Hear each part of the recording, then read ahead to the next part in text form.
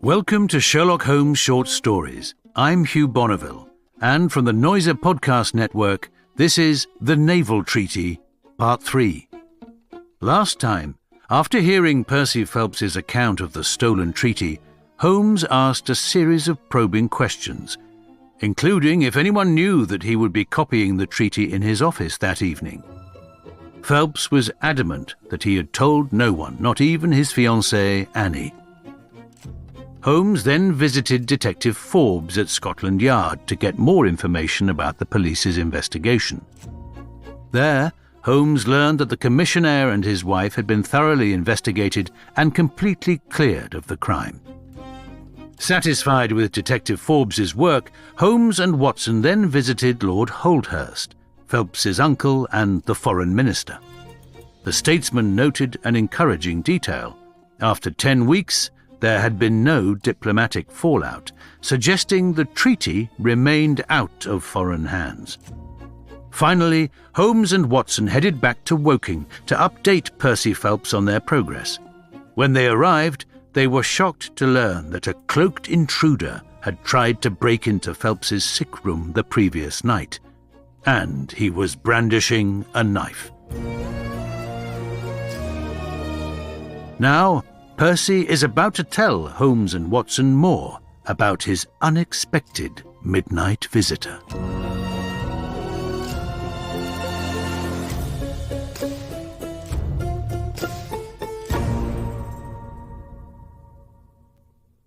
"This is most interesting," said Holmes. "Pray, what did you do then?" "I should have followed him through the open window if I had been stronger. As it was, I rang the bell and roused the house. It took me some little time, for the bell rings in the kitchen and the servants all sleep upstairs. I shouted, however, and that brought Joseph down, and he roused the others. Joseph and the groom found marks on the bed outside the window, but the weather has been so dry lately that they found it hopeless to follow the trail across the grass. There's a place, however, on the wooden fence which skirts the road, which shows signs, they tell me, as if someone had got over and had snapped the top of the rail in doing so. I have said nothing to the local police yet, for I thought I had best have your opinion first." This tale of our client's appeared to have an extraordinary effect upon Sherlock Holmes. He rose from his chair and paced about the room in uncontrollable excitement. "Misfortunes never come single," said Phelps, smiling, though it was evident that his adventure had somewhat shaken him. "You have certainly had your share," said Holmes. "Do you think you could walk round the house with me?"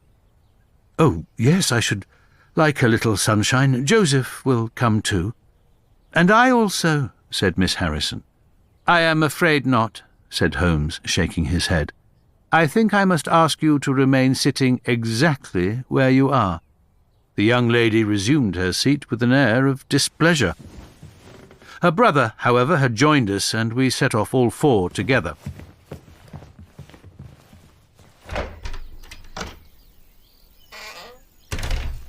We passed round the lawn to the outside of the young diplomatist's window. There were, as he had said, marks upon the bed, but they were hopelessly blurred and vague. Holmes stopped over them for an instant and then rose, shrugging his shoulders. "I don't think anyone could make much of this," said he. "Let us go round the house and see why this particular room was chosen by the burglar. I should have thought those larger windows of the drawing-room and dining-room would have had more attractions for him." "They are more visible from the road," suggested Mr. Joseph Harrison. "Ah, yes, of course. There is a door here which he might have attempted. What is it for?" "It is the side entrance for tradespeople. Of course it is locked at night."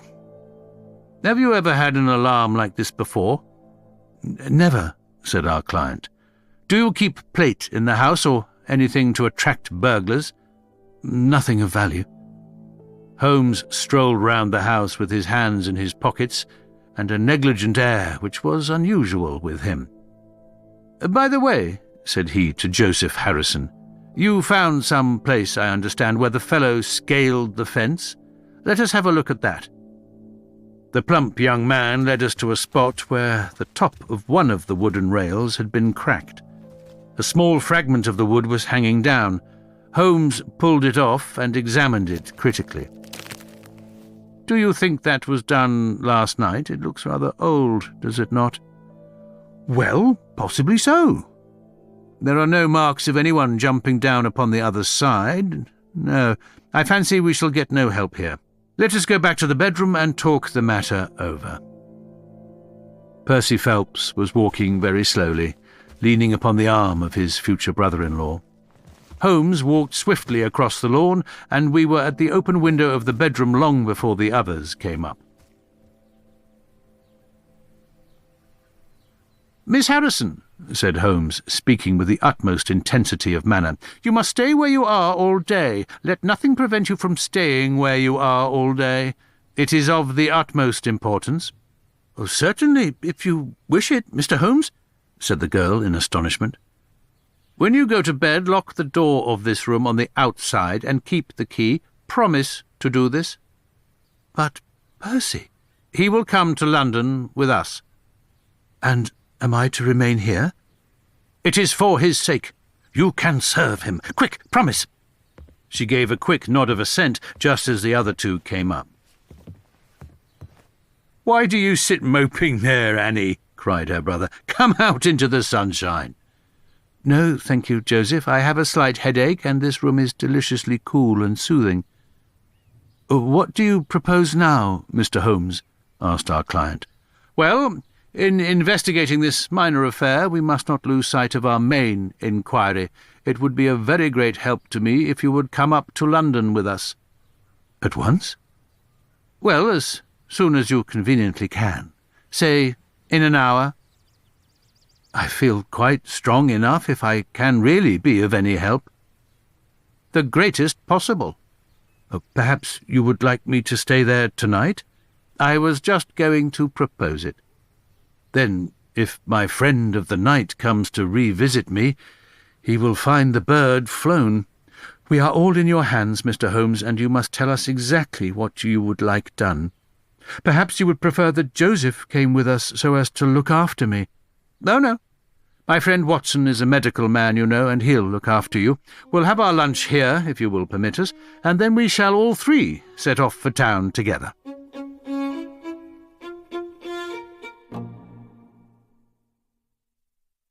I'm Julie Andrews, and it is my great pleasure to bring you Jane Austen Stories, the new show from the Noiser Podcast Network. I'll be reading Pride and Prejudice.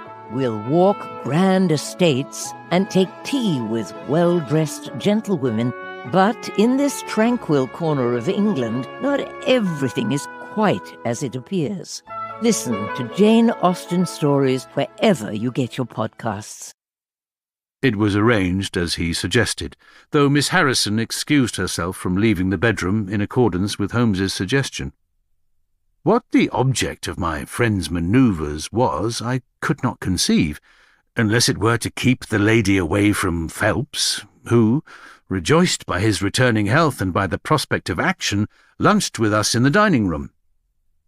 Holmes had a still more startling surprise for us, however, for, after accompanying us down to the station and seeing us into our carriage, he calmly announced that he had no intention of leaving Woking. "There are one or two small points which I should desire to clear up before I go," said he. "Your absence, Mr. Phelps, will in some ways rather assist me. Watson, when you reach London, you would oblige me by driving at once to Baker Street with our friend here, and remaining with him until I see you again. It is fortunate that you are old schoolfellows, as you must have much to talk over. Mr. Phelps can have the spare bedroom tonight, and I will be with you in time for breakfast, for there is a train which will take me into Waterloo at 8. "But how about our investigation in London?" asked Phelps ruefully. "We can do that tomorrow. I think that just at present I can be of more immediate use here." "You might tell them at Briarbrae that I hope to be back tomorrow night," cried Phelps as we began to move from the platform. "I hardly expect to go back to Briarbrae," answered Holmes, and waved his hand to us cheerily as we shot out from the station. Phelps and I talked it over on our journey, but neither of us could devise a satisfactory reason for this new development. "I suppose he wants to find out some clue as to the burglary last night, if a burglar it was. For myself, I don't believe it was an ordinary thief." "What is your own idea, then?" "Upon my word, you may put it down to my weak nerves or not, but I believe there is some deep political intrigue going on around me, and that for some reason that passes my understanding, my life is aimed at by the conspirators. It sounds high-flown and absurd, but consider the facts. Why should a thief try to break in at a bedroom window where there could be no hope of any plunder, and why should he come with a long knife in his hand?" "You are sure it was not a housebreaker's jimmy?" "Oh, no, it was a knife. I saw the flash of the blade quite distinctly." "But why on earth should you be pursued with such animosity?" "Ah, that is the question." "Well, if Holmes takes the same view, that would account for his action, would it not? Presuming your theory is correct, if he can lay his hands upon the man who threatened you last night, he will have gone a long way towards finding who took the naval treaty. It is absurd to suppose that you have two enemies, one of whom robs you while the other threatens your life. But Holmes said that he was not going to Briarbrae." "I have known him for some time," said I, "but I never knew him do anything yet without a very good reason." And with that, our conversation drifted off on to other topics. But it was a weary day for me. Phelps was still weak after his long illness, and his misfortune made him querulous and nervous. In vain I endeavoured to interest him in Afghanistan, in India, in social questions, in anything which might take his mind out of the groove. He would always come back to his lost treaty, wondering, guessing, speculating as to what Holmes was doing, what steps Lord Holdhurst was taking, what news we should have in the morning. As the evening wore on, his excitement became quite painful. "You have implicit faith in Holmes?" he asked. "I have seen him do some remarkable things." "But he never brought light into anything quite so dark as this." "Oh, yes, I have known him solve questions which presented fewer clues than yours." "But not where such large interests are at stake." "I don't know that. To my certain knowledge, he has acted on behalf of 3 of the reigning houses of Europe in very vital matters. But you know him well, Watson. He is such an inscrutable fellow that I never quite know what to make of him. Do you think he is hopeful? Do you think he expects to make a success of it?" "He has said nothing." "That is a bad sign." "On the contrary. I have noticed that when he is off the trail, he generally says so.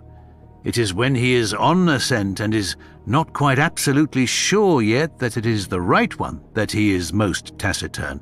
Now, my dear fellow, we can't help matters by making ourselves nervous about them, so let me implore you to go to bed and so be fresh for whatever may await us tomorrow."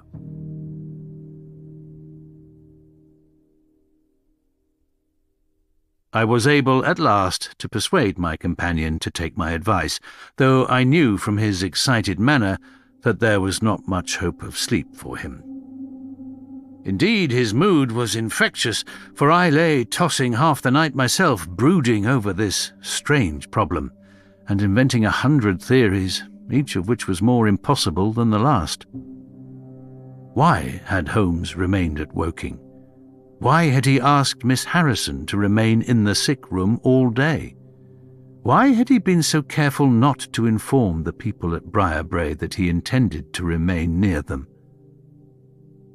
I cudgelled my brains until I fell asleep in the endeavour to find some explanation which would cover all these facts.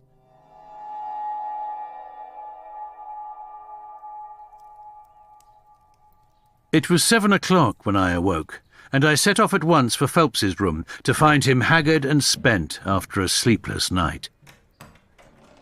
His first question was whether Holmes had arrived yet.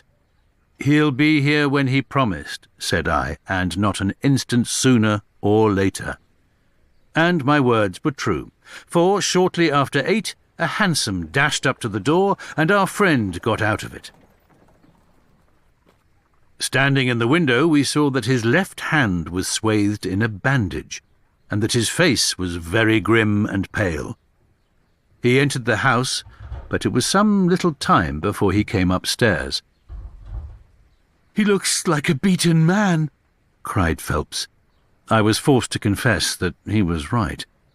"After all," said I, "the clue of the matter lies probably here in town." Phelps gave a groan. "I don't know how it is," said he, "but I had hoped for so much from his return. But surely his hand was not tied up like that yesterday. What can be the matter?" "You are not wounded, Holmes?" I asked, as my friend entered the room. "Tut, it is only a scratch through my own clumsiness," he answered, nodding his good mornings to us. "This case of yours, Mr. Phelps, is certainly one of the darkest which I have ever investigated. I feared that you would find it beyond you. It has been a most remarkable experience." "That bandage tells of adventures," said I. "Won't you tell us what has happened?" "After breakfast, my dear Watson. Remember that I have breathed 30 miles of Surrey air this morning. I suppose that there has been no answer from my cabman advertisement? Well, we cannot expect to score every time." The table was all laid, and just as I was about to ring, Mrs. Hudson entered with the tea and coffee. A few minutes later she brought in 3 covers, and we all drew up to the table. Holmes ravenous, I curious, and Phelps in the gloomiest state of depression. "Mrs. Hudson has risen to the occasion," said Holmes, uncovering a dish of curried chicken. "Her cuisine is a little limited, but she has as good an idea of breakfast as a Scotchwoman. What have you here, Watson?" "Ham and eggs," I answered. "Good. What are you going to take, Mr. Phelps, curried fowl or eggs, or will you help yourself?" "Thank you. I can eat nothing," said Phelps. "Oh, come, try the dish before you." "Thank you. I would really rather not." "Well, then," said Holmes with a mischievous twinkle, "I suppose that you have no objection to helping me?" Phelps raised the cover, and as he did so he uttered a scream, and sat there staring with a face as white as the plate upon which he looked. Across the centre of it was lying a little cylinder of blue-grey paper. He caught it up, devoured it with his eyes, and then danced madly about the room, pressing it to his bosom and shrieking out in his delight. Then he fell back into an armchair so limp and exhausted with his own emotions that we had to pour brandy down his throat to keep him from fainting. "There, there," said Holmes, soothing, patting him upon the shoulder. "It was too bad to spring it on you like this, but Watson here will tell you that I never can resist a touch of the dramatic." Phelps seized his hand and kissed it. "God bless you," he cried. "You have saved my honour." "Well, my own was at stake, you know," said Holmes. "I assure you it is just as hateful to me to fail in a case as it can be to you to blunder over a commission." Phelps thrust away the precious document into the innermost pocket of his coat. "I have not the heart to interrupt your breakfast any further, and yet I am dying to know how you got it and where it was." Sherlock Holmes swallowed a cup of coffee and turned his attention to the ham and eggs. Then he rose, lit his pipe, and settled himself down into his chair. "I'll tell you what I did first and how I came to do it afterwards," said he.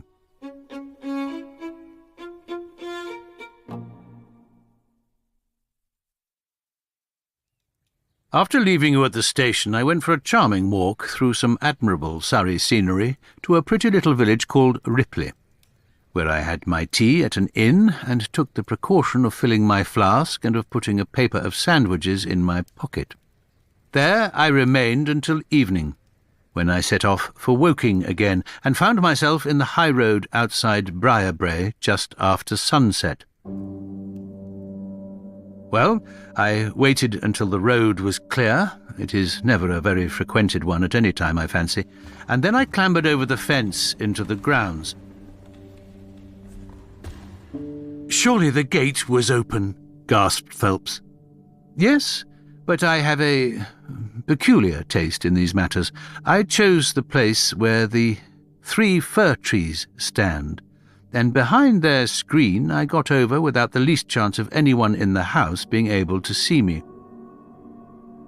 I crouched down among the bushes on the other side and crawled from one to the other, witness the disreputable state of my trouser knees, until I had reached the clump of rhododendrons just opposite to your bedroom window. There I squatted down and awaited developments. The blind was not down in your room, and I could see Miss Harrison sitting there reading by the table. It was 10:15 when she closed her book, fastened the shutters, and retired. I heard her shut the door and felt quite sure that she had turned the key in the lock. "The key!" exclaimed Phelps. "Yes, I had given Miss Harrison instructions to lock the door on the outside and take the key with her when she went to bed. She carried out every one of my injunctions to the letter, and certainly without her cooperation you would not have that paper in your coat pocket. She departed then, and the lights went out, and I was left squatting in the rhododendron bush. The night was fine, but still it was a very weary vigil. Of course it has the sort of excitement about it that the sportsman feels when he lies beside the watercourse and waits for the big game. It was very long, though. Almost as long, Watson, as when you and I waited in that deadly room when we looked into the little problem of the speckled band. There was a church clock down at Woking which struck the quarters, and I thought more than once that it had stopped. At last, however, about 2 in the morning, I suddenly heard the gentle sound of a bolt being pushed back and the creaking of a key. A moment later, the servant's door was opened, and Mr. Joseph Harrison stepped out into the moonlight. "Joseph!" cried Phelps.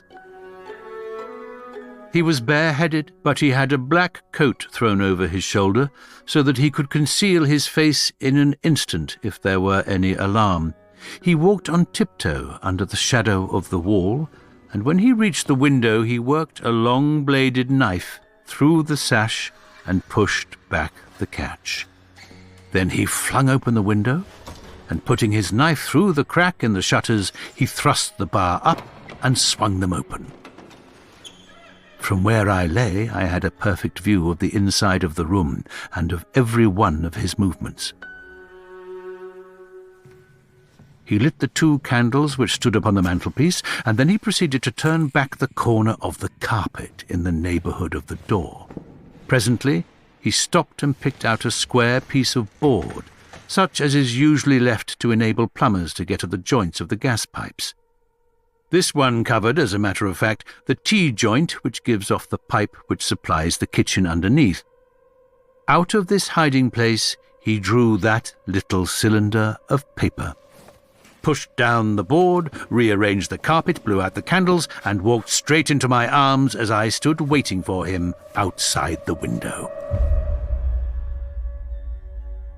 Well, he has rather more viciousness than I gave him credit for, has Master Joseph. He flew at me with his knife, and I had to grasp him twice and got a cut over the knuckles before I had the upper hand of him. He looked murder out of the only eye he could see with when he had finished, but he listened to reason and gave up the papers. Having got them, I let my man go, but I wired full particulars to Forbes this morning.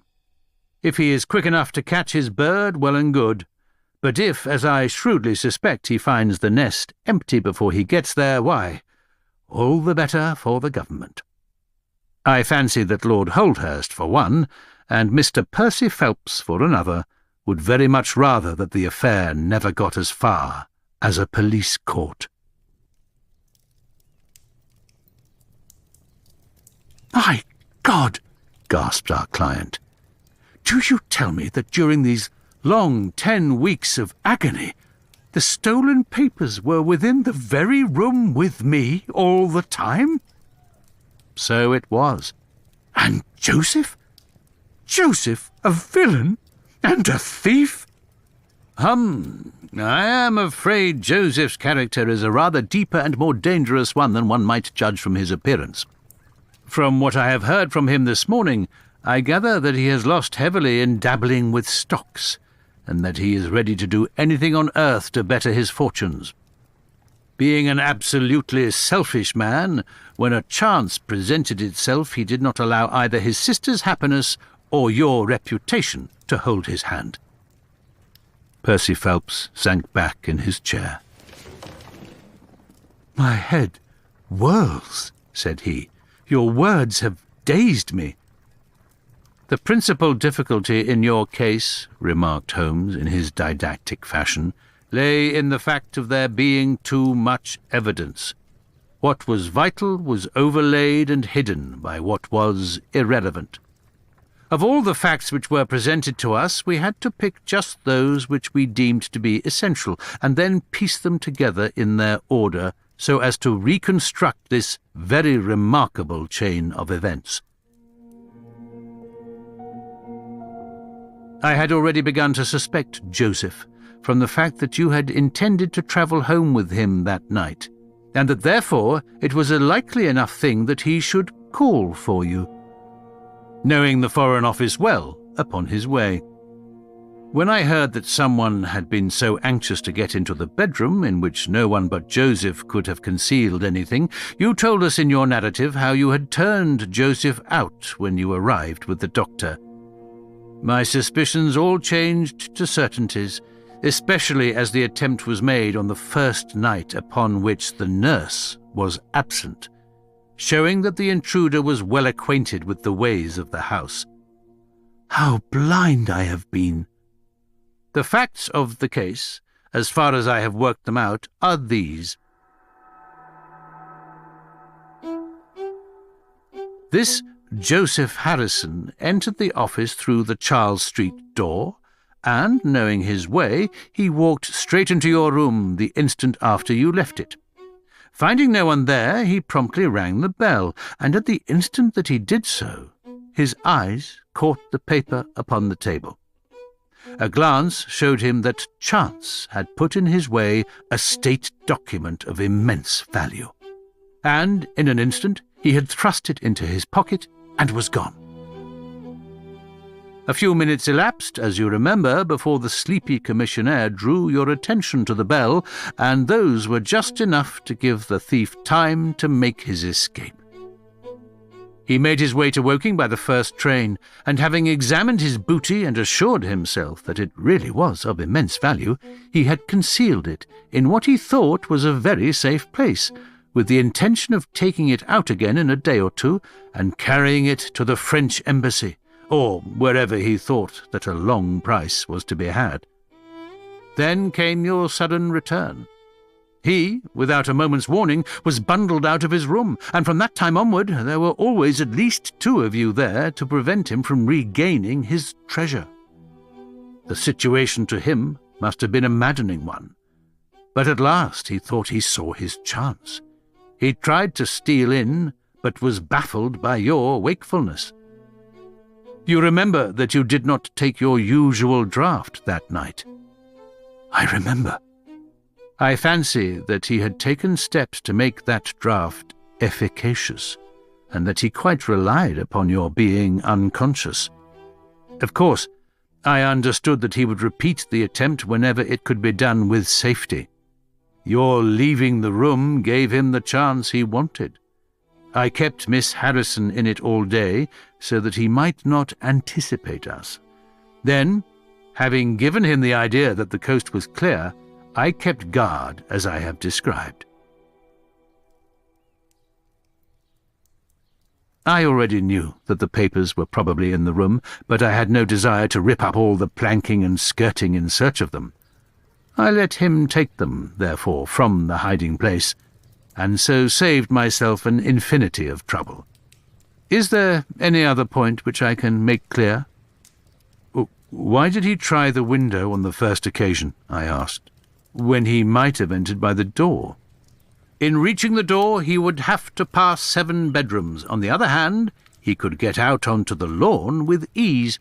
Anything else? You do not think, asked Phelps, that he had any murderous intention? The knife was only meant as a tool. It may be so, answered Holmes, shrugging his shoulders.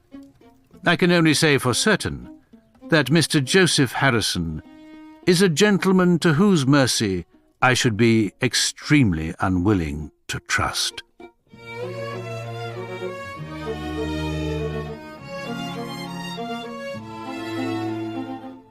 Next time on Sherlock Holmes Short Stories, we follow Holmes and Watson to the depths of the English countryside in The Adventure of the Abbey Grange. When Sherlock is called to a stately manor home to investigate the gruesome murder of Sir Eustace Brackenstall, the police assure him that it's a simple case of a burglary gone wrong.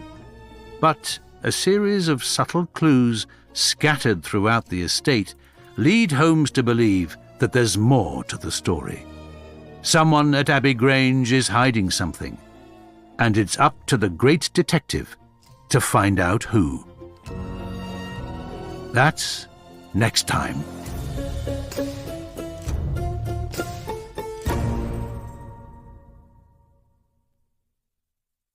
Can't wait a week until the next episode?